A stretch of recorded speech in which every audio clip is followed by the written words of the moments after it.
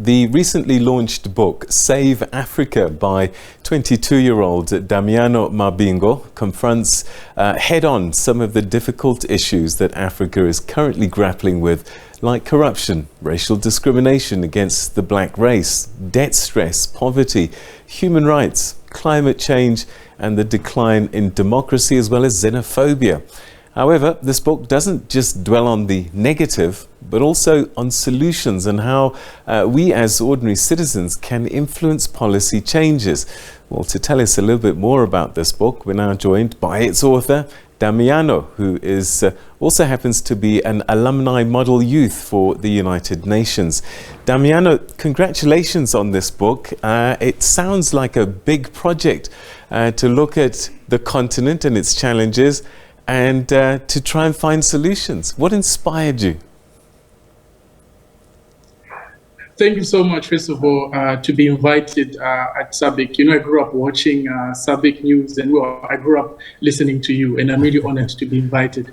Well, what inspired me to write this book is the problems that the African continent has. What I've noticed over time is that there has been so many theoretical solutions that have been put out to solve these issues that Africa faces, but little has been done. So what pushed me to write this book was to say, I want these solutions that I put in this book to be practical so that we can serve the African continent for the many problems that we have. All right, well, let's look at some of them and see what you came up with in terms of solutions.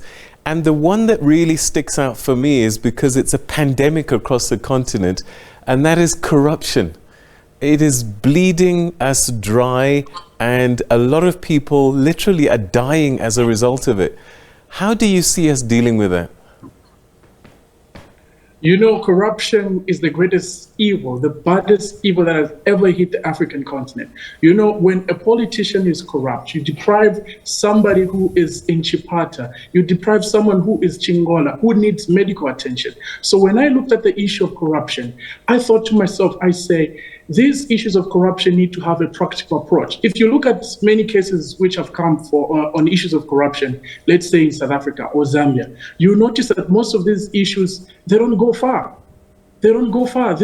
Our courts do not take these issues so far. I feel that we need a strong legislation. We also need to change our laws. Let's say, look at our friends in China. When someone is corrupt, you can even go for a death penalty. Why don't we have that? Because these people have high levels of greed. They want to enrich themselves at the expense of the poor people. And we need to change our laws. Our laws need to be more practical. They need to be more tough. They need to be more stiff. All right, so how do you deal with the corruptees, the corruptors? They're two sides of this coin. And it's almost a given that a facilitation fee is going to be paid for almost anything. You know, it's very sad that these days almost everything, it's either the police, it's either the judiciary, it's almost on every government system on the African continent. And it's really sad. What we need to do is that, one, we need to make sure that those people are behind bars. And we need to make sure that the judicial system is right fast on track. We can't have a case going on for 3 years. A corrupt case going for 4 years. Why? If we do not have enough lawyers, why don't African government make sure that we have enough lawyers to attend to these cases? We need to make sure that people are put up as examples so that people will know to say being corrupt is not a good thing. It's a very bad thing. And us youths, we are standing on the African continent and saying all leaders of governments in different parts of the African countries need to stand up. The legislatures, those people who make laws in the national assemblies of different African countries need to make sure that those laws, anti-corruption laws, are stiff, are very, very stiff. So how do we deal with things like human rights abuses? That's another thing, sadly, that's prevalent. You've got ruling parties that silence opposition parties. You see people being jailed for their political beliefs. And you see the internet being shut down because they don't want you to be tweeting about government failures. And just harassment of people with draconian laws. How do citizens respond to human rights abuses, particularly at the hands of their governments? It's very sad that human rights abuse it's very high on the African continent. Just like you have made mention, it's hard for some people to even tweet bad about the government. Before you know it, there are people knocking on your door to say, "What did you say?" What we need as Africa and as citizens is to make sure that we push our MPs to put up laws that will be more practical, and also for these organs of government to be independent.